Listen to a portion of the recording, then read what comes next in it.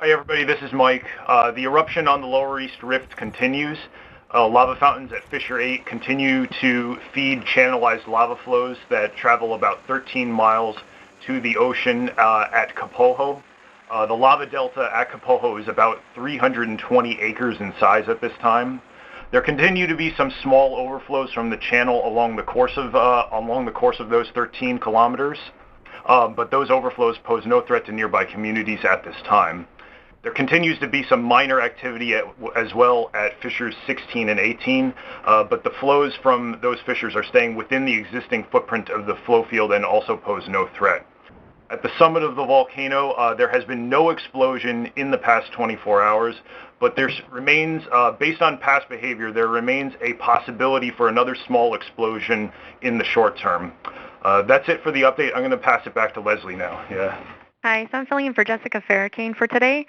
So we are on day 36 of park closure. The biggest thing I have is that we'll be accommodating our artist in residence for June, Nicholas Collier. He's a Marine Corps veteran, the park's first ever U.S. veteran artist in residence. He'll be at our Kahuku unit on Friday, June 22nd at 10 a.m. We did send out a news release yesterday, but if anyone has not received it and would like a copy, please just let me know and I'll forward that to you. And that's all I have right now. Okay, good morning or aloha, wherever your time zone is. Thanks for the opportunity. Weather-wise, we're looking at not much change what we've seen over the last day or so, with a relatively light trade wind flow coming in from the east. And when that light flow interacts with the terrain of the Big Island near the ground, we get the sort of light and variable winds, maybe even an opposite flowing wind that flows from west to east right near the ground. But overall, where the lava is entering the ocean, those clouds are heading essentially towards the west and southwest, and it was contributing to a good portion of cloud cover over the eastern third of the Big Island this morning. It looked like a good amount of the cloud cover we were seeing was due to the clouds that are being generated by the lava ocean entry. And we've gotten reports of some pretty good rainfall in the Pahoa area, having some impacts at the shelters apparently, where some evacuees have needed pallets to get their stuff up out of the puddles that are forming. And a lot of that rain is actually being generated by the cloud produced by the lava ocean entry. So we don't see a lot of change to that here in the short term. Light trade winds, for the most part, will be taking that plume from the lava ocean entry and also from the Fissure 8, generally toward the west, potentially at times moving towards the southwest. And then with the trade winds in effect, we sort of get this reverse flow on the west side of the Big Island where we get these eddies that develop, and those eddies have been contributing to the overall fogginess that's been reported on the leeward side or the west side of the Big Island over the course of the past 40 days or whatever it is, the increased fogginess.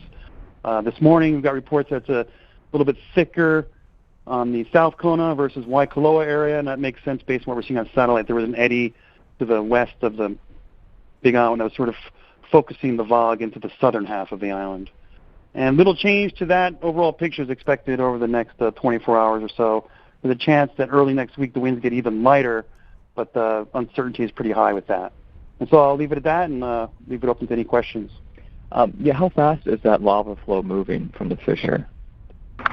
It kind of varies along the course of the channel. We've measured it as fast as about 7 meters per second close to the vent, but closer down to Kapoho, we've measured as slow as 1 meter per second, and it probably is moving even slower as it approaches the ocean entry, but we can't exactly get eyes on it right as it's entering the ocean, except from the helicopter, but it's of course difficult to judge velocities while moving in the helicopter. And I guess a conversion, 7 meters per second, roughly 15 miles per hour? That's accurate. Hi, I just wanted to, can someone explain again in detail the cloud that's creating all the rain from the ocean entry? Sure, I guess that's posed generally towards me here, Tom Burchard of the National Weather Service. Essentially you have very hot lava hitting relatively cool water, and you're getting updrafts that are moist updrafts, essentially forming a cloud that's heading towards the west and southwest, and that cloud is actually getting up to, 8 to 10,000 feet, and as it's doing so, it's actually producing rainfall. And so when that plume moves over the same area continuously, it's not like it's producing heavy rain, but when it's moving over the same areas continuously, it's producing relatively long periods of light to moderate rain.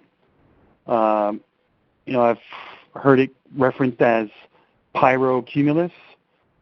So that's essentially what we have here is just you have extreme heating at the bottom, which makes for an unstable, what we call an unstable profile. So you have pretty good rising motions, and as those clouds get up to about 8 to 10,000 feet, they sort of level off.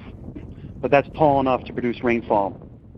And it's sort of, that rainfall has been generally affecting the area between Kapoho and Pahoa with the trade wind flow.